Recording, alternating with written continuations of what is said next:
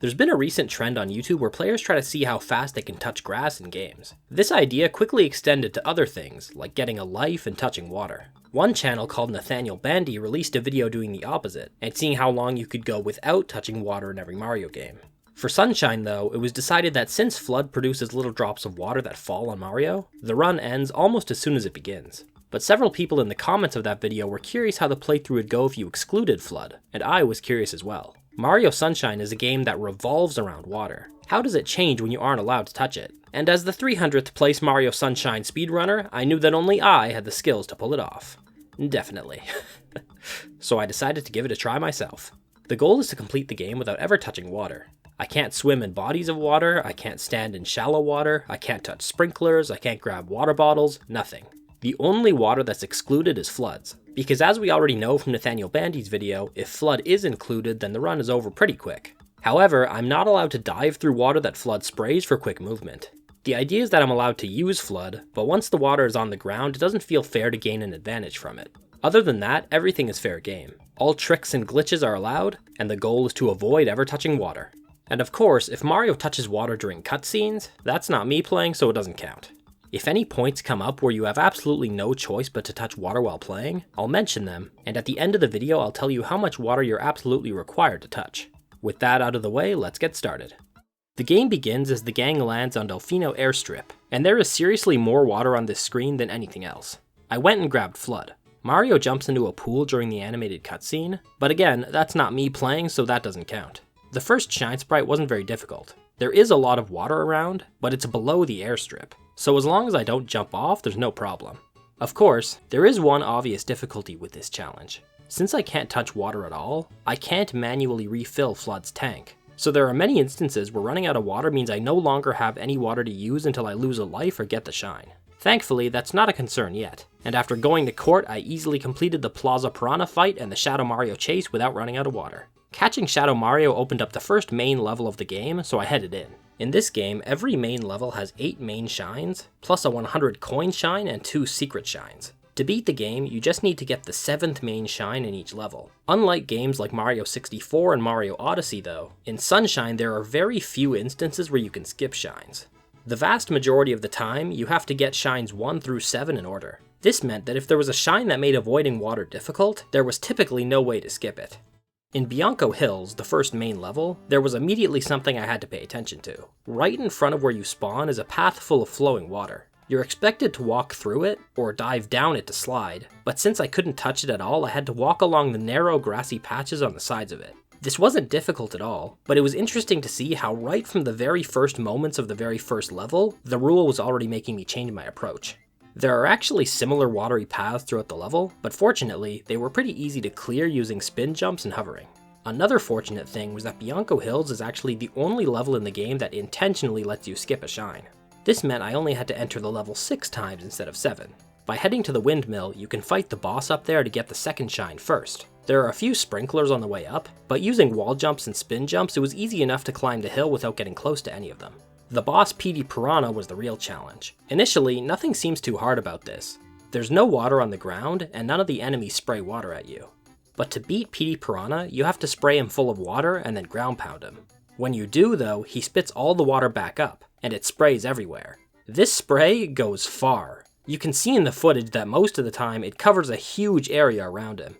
I made attempt after attempt, but Mario got splashed every time. I was honestly thinking that this might already be the first forced water touch, but after trying it for a while, I managed to figure out a strategy that worked.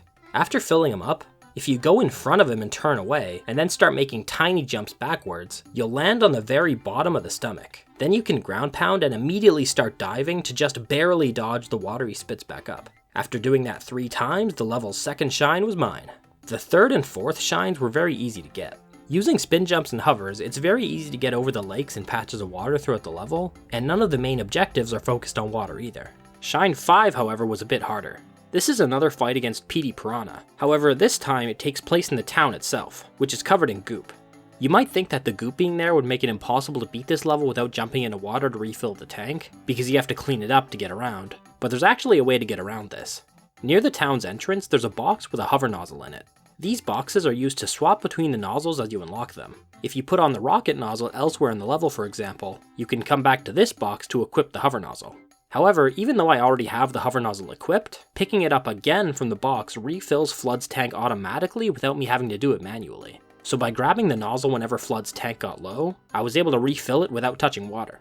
PD Piranha doesn't start flying around the level until you wake him up, so I started by clearing the goop out of the town, and then I headed up to wake him up. To wake him up, you have to shoot poinks, also known as popos, at him. I was scared at first because they splash when you shoot them, but the splashes never happened close enough to Mario to touch him. Once I woke up PD, the battle went similar to the first time. I jumped onto him while turned away, ground pounded, and then dived away. It was a bit harder this time though. In the first fight against him, he's always centered in the windmill arena, which is completely flat ground. In this fight though, the ground was sometimes uneven, which made jumping on him harder, and sometimes he'd end up falling over while facing a building or something, which meant I couldn't dive from the bottom of him like usual since I couldn't get far enough away from the splashes, so I'd have to try and do it from the side, which didn't always work out quite so well. And of course, on top of all of this, the timing was still tight, but after several attempts I managed to take him down. Shine 6 was kind of interesting. It's another secret level, which meant that once I got into it there was no concern of touching water. However, the ground by the entrance is covered in water, and to get to it, you need to jump onto logs that can tilt and put you in the water. Fortunately, a spin jump from a log and a hover at the peak of the jump were enough to get me into the loading zone without touching the watery ground. Mario falls and touches the water once you hit the loading zone, but since that's a cutscene to load in the next area, it doesn't count. And once inside, there's no water, so I got the shine. Finally, the level's 7th shine was a Shadow Mario chase, which was very easy. If he ran on the watery paths, I had to shoot from a distance, which was slightly annoying, but beyond that there were no issues. And so I got the final shine from Bianco Hills without touching water a single time. Next up was Ricoh Harbor. As you might expect from the name Ricoh Harbor, this level is covered in water. Fortunately, the first shine wasn't a problem at all. It's a boss fight, but the boss doesn't use water at all, and it doesn't spit any up like PD Piranha, so I was able to easily get the shine no different from a regular playthrough. But I did do it without pulling off his tentacles just for fun. The second shine though was a bit harder, and I think many people might assume it's impossible to do without touching water. But actually, it's not. The level begins in the harbor as usual, and you're supposed to ride on the water using a blooper to go into an entrance.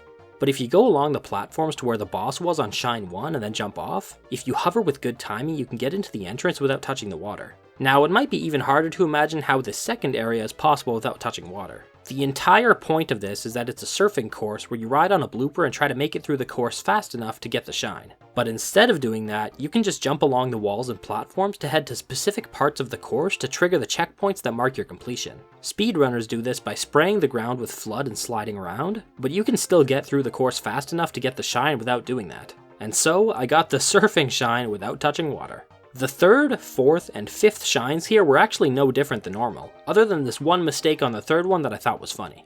The 3rd shine just has you jumping across platforms, the 4th is a secret level, and the 5th is another fight against the boss from earlier. So getting these 3 shines without touching water was no problem. Unfortunately, Shine 6 was a different story. For this shine, you have to get 8 red coins which are scattered across the water, and you do this by riding a blooper like you're supposed to for Shine 2. But you can actually get almost all of them without touching the water. Most of them are near boats and platforms that you can hover to for safety. There are a few little floating platforms near some of the red coins as well, and they're a bit scarier because they tilt when you stand on them, which can put you in the water. You need to stand in the middle of them or jump repeatedly, but doing that will let you get a few more of the red coins. I was able to get 6 of the 8 coins without touching water, and I'm pretty sure a 7th would be possible with enough patience, but the problem is doing it fast enough.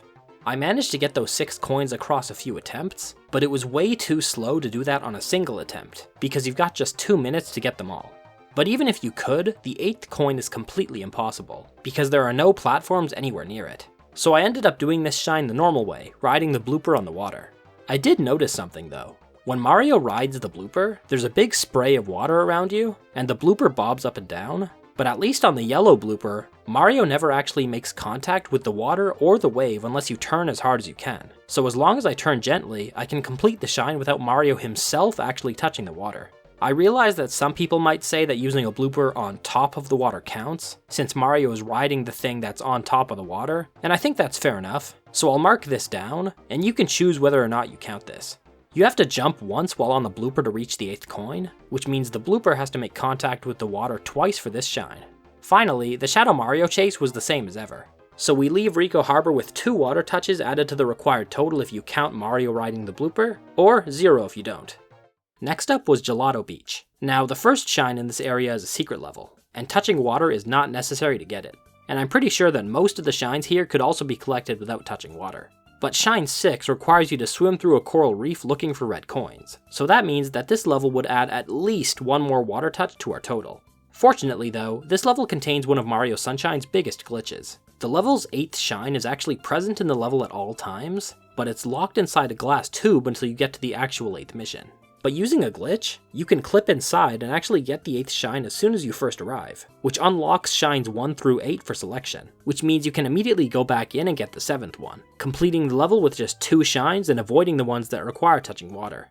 After doing the glitch on my first try and definitely not failing at it for an hour and a half, I managed to grab the 8th shine, and after jumping back in, I was able to quickly grab the 7th shine from Shadow Mario, which meant I was done with Gelato Beach with 0 water touches. Next up was Pinna Park. So yeah, whenever you enter Pinna Park, you're immediately dropped into shallow water. There's nothing you can do to avoid this, because you can't control Mario until he touches the ground. This is a bit of a unique circumstance, because a cutscene drops you into the water, but then you regain control of Mario and have to manually walk through or jump out of the water to proceed, which means he's standing in water during actual gameplay. So this is another case where you'll have to make your own judgment. I'll mark them down, and you'll have to decide yourself whether these ones should count, since you don't actually fall into the water yourself, and you're forced into it by a cutscene. Unfortunately though, even beyond that, the first shine in Pinna Park has another required water touch that is pretty inarguable. For this shine, you have to ride a roller coaster, shooting rockets at Mecha Bowser.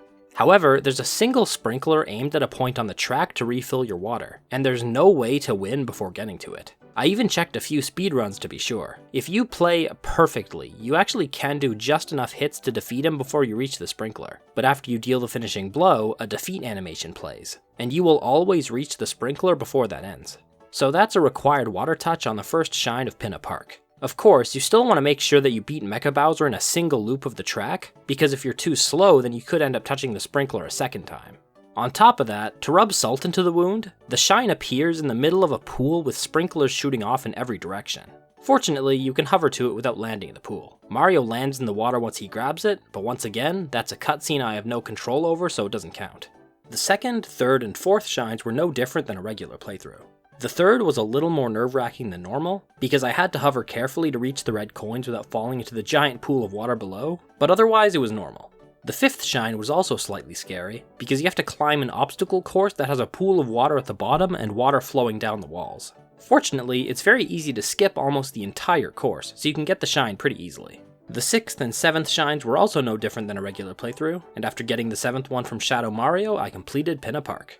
Every shine in this level starts by dropping you into water, which means there are 7 cutscene drops that you can choose to count or not, and on the roller coaster, there's no way to avoid a single sprinkler touch.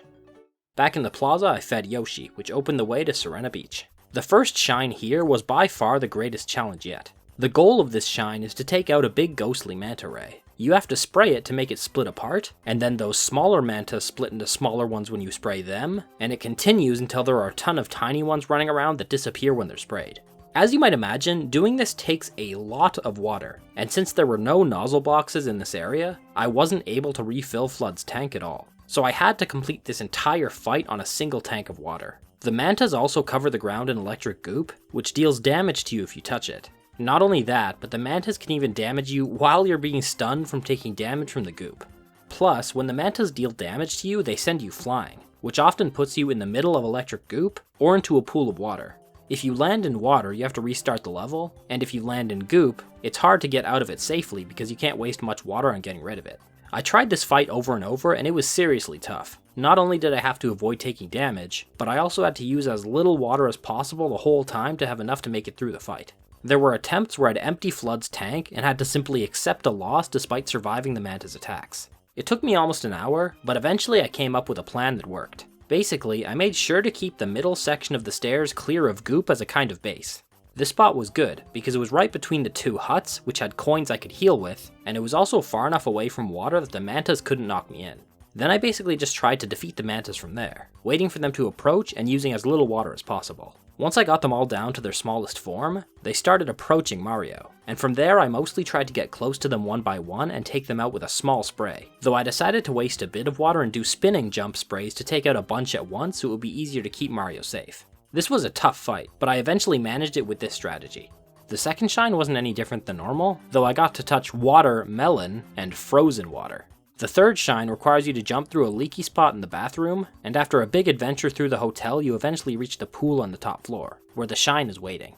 However, jumping through that leaky spot would require touching water, so instead, I grabbed a banana from the lobby and brought it up to the third floor. The shine is visible through the glass, but the door to get to it is blocked off. But all I need to do is turn away from the wall, do a backflip, and throw the banana at the peak of the jump. This glitches Mario through the wall, where he ends up on the dry floor next to the pool. Then I just hover over to grab the shine without touching the water. Once again, Mario falls into the water once he grabs it, but it's a cutscene so it doesn't count. The fourth shine wasn't any different than normal, though I did do a glitch to skip the slots just for fun. Because as we all know, the best way to gamble is to cheat. Wait, no, that was just a joke. Shine 5 is made easy if you use a simple trick. For this shine, it's a boss fight against King Boo in the basement of the casino. You have to spray him to make him spin the slots. The slots can have several possible results, but the only result you want is for the slots to land on fruit, because that's what lets you damage him. Any of the others just waste time. Plus, one of the results shoots out bubbles. This is supposed to be helpful, because the bubbles drop bottled water for some reason, which lets you refill Flood's tank. But obviously, I'm not allowed to touch those. Fortunately, you can actually just cancel a roll if you don't want it. When the results start appearing, you can just run for the yellow spot at the center of the room, and King Boo will dive into the ground, canceling the roll.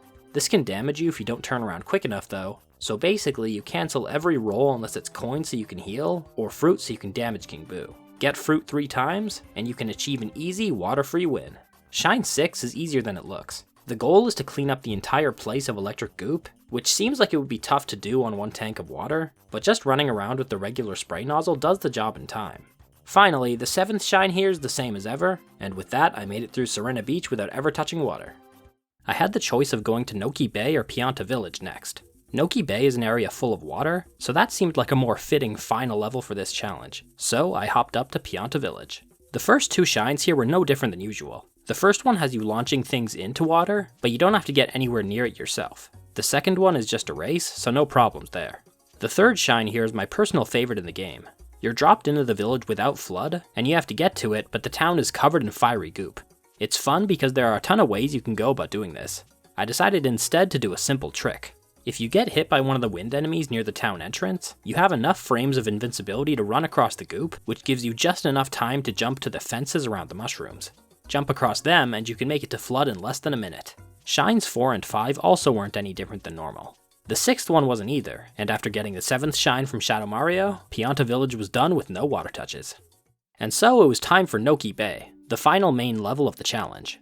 As I mentioned, this area is completely covered in water. Even right from the very start, you drop in on a small platform in the middle of a ton of water. Fortunately, the first shine was easy. You can climb up the area easily enough without touching any of the water, and defeating the enemy at the top doesn't require touching any water. The second shine is a bit more unique. Initially, it doesn't seem like it would be too hard to do without touching water. The goal here is to platform through some little obstacle courses in the walls, which eventually lead you to a clearing near the top of the area. You have to fight the blooper from Ricoh Harbor again, which I managed to do in that level without touching water. In Noki Bay, however, the blooper sits in the middle of a pool of water, and you need to run up to its face to defeat it, which makes it impossible to defeat it without touching water. Fortunately, the only reason you need to defeat this boss is because it's blocking the hole that leads down to the shine. So if we can get down to where the hole goes through another route, we can avoid having to fight the boss. By running at this wall holding a spring and then putting it down, you can glitch through the wall. Then, by hovering to the left and diving, you can clip down to the area where the shine is, making the boss fight unnecessary and allowing you to collect the shine without touching water. Unfortunately, this old guy was sick of Mario having success, so when he enters the level for Shine 3, he immediately gets stuffed into a bottle. There's nothing you can do to avoid this. The entire level takes place underwater inside the bottle, so that's another water touch you can't avoid. The fourth shine is also underwater, except you actually have to get to the entrance yourself. There's a waterfall aiming at the part you need to enter, so if you dive into the waterfall itself, you can stay inside it and fall into the entrance, totaling just 1 water touch, rather than falling out of the waterfall and hitting the ocean below for 2 touches. The fifth shine is a race. It isn't too bad, though I lost on my first attempt because I got knocked into the water by a punching glove. Real cool. But I got it on my second try. As long as you jump and hover carefully, it's not hard at all. The 6th shine was no different than normal, and the 7th shine was mostly the same, but was made a bit tough thanks to all the water I had to dodge around. But it wasn't too hard. And with that, I grabbed the final Noki Bay shine, with 1 required gameplay water touch and 1 required cutscene water touch added to the total. And finally, it was time for the last level of the game. You're dropped into Delfino Plaza, which has been flooded, making this another unavoidable intro cutscene touch like Pianta Park. The entrance to Corona Mountain was now open, so that's where I headed. I made sure not to jump out of the water until I got near the umbrellas. That way, once I left the water, I wouldn't have to touch it again, and it would only be a single touch. The Corona Mountain entrance also has water all over the floor, but you can hover in and avoid walking through it. The inside of the mountain wasn't too different from usual, though I had to navigate around the sprinklers that are there to refill your water. I never got close to running out anyway, so it wasn't much of an issue. But even if I did, there were plenty of other ways to refill Flood's tank. There are several 1-up mushrooms that completely refill the tank, and there's a rocket nozzle box near the end of the area which also refills the tank. So although avoiding water meant I had to navigate slightly differently, it really wasn't that difficult. Finally, after doing a funny glitch to blast up to Bowser in one go, here's what the Bowsers call this green stuff. The water's great, hey Junior? Sure is, Papa. So that meant I couldn't touch that stuff either. This actually made the fight quite a bit harder than you might think. This green water deals damage to you, so it's actually used for Bowser's attacks, where he slams the tub to try and hit you with it. On top of that, to win the fight you have to break 5 panels, but every time you break one, water comes flying in your direction, which meant that I had to stay in place well after the panel's broken pieces started falling to avoid the water, and then jump off and rocket back to the main platform. This made it quite a bit more difficult, but I did manage it after a few tries. There's not too much to say about the strategy. When you break a panel, you have to wait long enough that the water stops splashing, but not so long that you can't rocket back up. There's also an element of luck, because if Bowser slams the tank, sometimes you might get splashed if you're in a bad position. But by succeeding, I successfully beat Mario Sunshine without ever touching water when I had the choice. Let's take a look back and see how many times touching water is absolutely necessary. In Pianta Park, it's impossible to defeat Mecha Bowser before the roller coaster drives you into a sprinkler. In Noki Bay, you have no choice but to jump into a waterfall yourself to access the area where a shine is. In Pianta Park, entering the level drops you into shallow water every time, but gives you back control once you're in the water, adding up to 7 unavoidable touches. In Noki Bay, you're put into a bottle during a cutscene, and have to play through an underwater level to get a shine.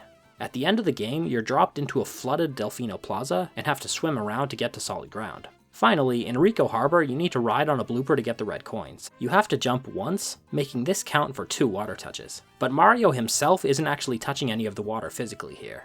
If you include all of those, you need to touch water 13 times over the course of the game. If you exclude the blooper touches, since Mario wasn't touching the water himself, then you need to touch water 11 times. And if you exclude all of the times that a cutscene drops you into water and then the game forces you to start playing again from that position, then you only need to touch water twice during regular gameplay. So there we go. I'd say this challenge is honestly quite fun. Mario Sunshine is a game with a lot of water in it, so getting around while avoiding it all can be quite a challenge at times. Some shines weren't changed too much, while others were made far more difficult. It's definitely a fun challenge, so if you're a fan of the game, I think it's worth a try. I hope you enjoyed, and thanks for watching.